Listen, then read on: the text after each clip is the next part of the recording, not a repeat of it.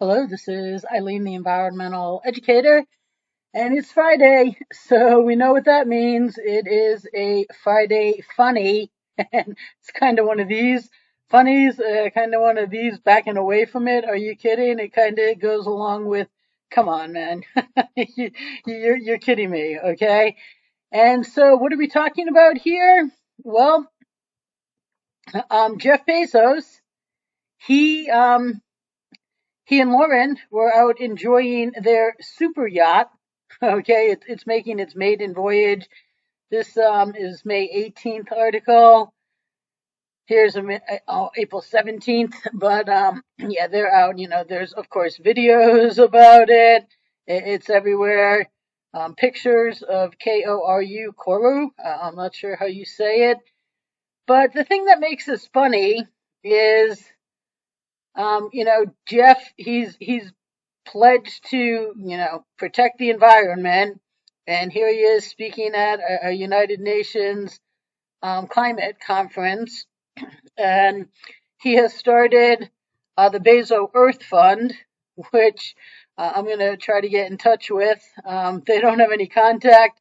You can apply for a job, but they don't have any contact, so how would they know who to fund in this decisive decade? So this sounds good that we hear here, but here's their agenda: conserving and restoring nature. Okay, I'm on board with that. The future of food, that certainly isn't our biggest problem. I mean, people do need to eat, but environmentally, okay, I'm not sure that's in the right category. Of course, environmental justice is right there at the top, which is absolutely ridiculous. Decarbonizing energy and industry, okay. Okay, economics, finance, and markets. Pretty sure, pretty sure that's not the environment. And next technologies, which they're not doing anything with what the world needs here. They're not, ending our disposable society, ending global environmental illiteracy, gaining individual cooperation. Jeff certainly isn't providing leadership by example. There is no talk of hemp anywhere in his agenda. And last, but is monitoring data and accountability. Okay, but we don't need that. We need next technologies, but not the ones that he's working on. This doesn't need to be anywhere in it. Environmental justice doesn't. Food it doesn't. So it's a lot of hoopla out here in his organization. And trust me, if I apply and that they have some jobs, and they're just gonna shoo me away because Jeff isn't going to go, against his um, UN masters. Maybe they're his masters. What is he doing at his conference? But the funny thing about Jeff and why we're laughing at him today is not just that he's out there with a huge mega super yacht that elite traveler calls an enormous vessel and says it's the planet's biggest sailing yacht. Okay. And, it's not just that. And I mean, it's a sailing yacht, so good.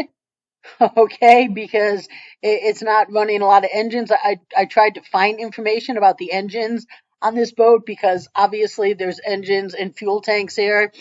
But it's a $500 million yacht. Okay. And what else is Jeff famous for? Oh, that's right. His planes. Okay. Just search Bezos private jets, and he's got two worth 150 million, I guess. I don't know, 170. Yeah, he's out there living the life of luxury, and I don't oppose anyone who has made it in the world, going out there and living his life. I actually kind of applaud this guy because there's a lot of gazillionaires out there that they're gazillionaires and they keep working. You know what? There's so much to do in this world, go out and live your life and enjoy it. And when you have more money than you ever know what to do with, why are you still working? I've never understood that. But what makes this funny here, and where Jeff gets into, we're going to laugh at him and just be like, are you kidding? Come on. It's not like, come on with me. It's more like, this come on man here, is that Jeff, yeah, his new 500 million mega yacht didn't have a helipad, so he bought a support yacht. Okay, and here is Jeff's support yacht. It's $75 million. It definitely is not a sail vehicle. It definitely runs off of fossil fuels, and it's so that well, I mean, he's got a helicopter in and out, but his partner, Lauren Sanchez, is an avid helicopter pilot. So she's, I guess doing a lot of their helicopter flying. And so instead of putting a helicopter pad on his new boat here, here's pictures of the boat with no helicopter pad. Um, he he just decided to buy a support vehicle. And this support vehicle is 279 feet long, and it's believed to be the largest support vessel in the world. It's not just some ship that can carry support vehicles. It's a full-on vessel that can carry up to 45 people. And it doesn't just land its helicopter, but it has a helipad. It has a hangar that can carry a D-14 value helicopter. If you know your copters, it can accommodate 45 people and carry a host of toys, including water scooters, sea bobs, and even a submarine. Because yes, all yachts these days have submarines. Once they get into the market. And once one gets them, everybody gets them. And when you have over $100 billion, you can have one too. And here's his boat from the top. It's just okay. This isn't exactly in line with this. And what do we need here? Number 4, leadership by example. Okay, I truly, honestly do not begrudge anybody that has made it in this world to go out and enjoy it. And even you want a big boat. I mean, 500 million, it seems a little excessive. Now look at this. Okay, there's 4 tugs. There's one here, one here. There's a line here. So, there's another one out to this side. So there's got to be another one on the back. Now, I did a video about the barges that ran into bridges, and they were stuck up against the bridge, and they had some hazardous materials on them, and one tug was pulling 11 barges, which I was like, what?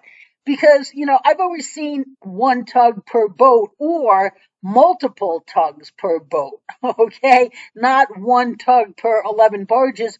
But look right here, here's one. It's got to be 2 right here, 3, and there's got to be one on the other side just for equilibrium, just to get his boat maybe out of the shipyard. I'm not exactly sure where they're tugging that out of, but yeah. Now this is Jeff's boat. It is so tall. It says that the 3 towering masts measure over 230 feet, the same height as the Great Pyramid of Giza. And again, this Elite Traveler article, says that too. It's the same height as the Great Pyramid of Giza. It says it can comfortably host 18 guests plus a crew of 40. So yeah, that is a big boat crew.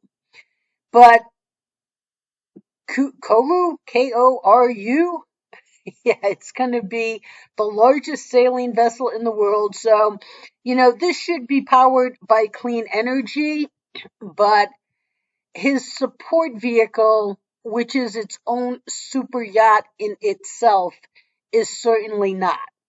Okay? And neither neither is all of Jeff's planes.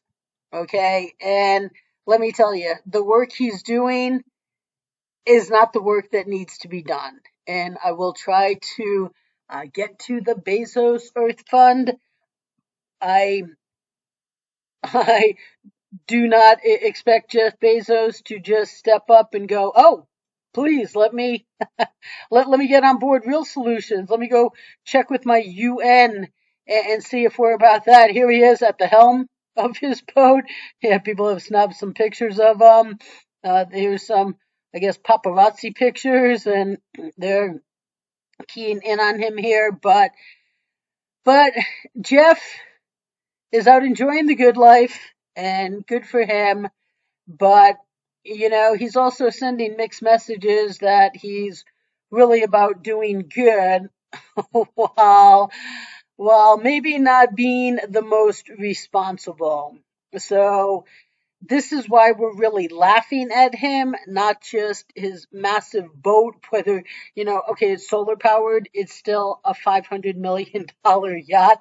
You can travel the seas without overdoing it, shall we say. And but this right here for his helicopter. Now, Bill Gates up in Seattle, I took a tour up through the locks up there, the Ballard locks, and where we ended the tour, you pull into this little marina and seaplanes are flying in, and they said, there's going to be a boat there that on the top of it, it's just going to have an empty layer, and that's Bill Gates's helipad. But it was a very little boat. It was just little enough to have this upper level that you could land a helicopter on, because at Bill's home out there, he couldn't get a permit for a helicopter landing pad. So he built a helicopter landing pad on a boat. He, landed on top of the boat and then had the boat take him over to his home. But Jeff Bezos has taken this to a different level here. And that is why we're laughing at him. This is why the environment is really never going to get better. And this is why people don't take anything about the environment seriously. So we're just going to have a little Friday funny at a man that, honestly, seriously, good for him. I'm trying to find a picture. Good for him that he's living the good life, but you got to do it responsibly, and you've got to, if you're going to lead a cause, you should absolutely be leadership by example. So yeah, we'll see if the Bezos, what do they call it? The Bezos Earth Fund has any interest in Real Solutions. And if they do, you'll be the first to know. So stay tuned, people.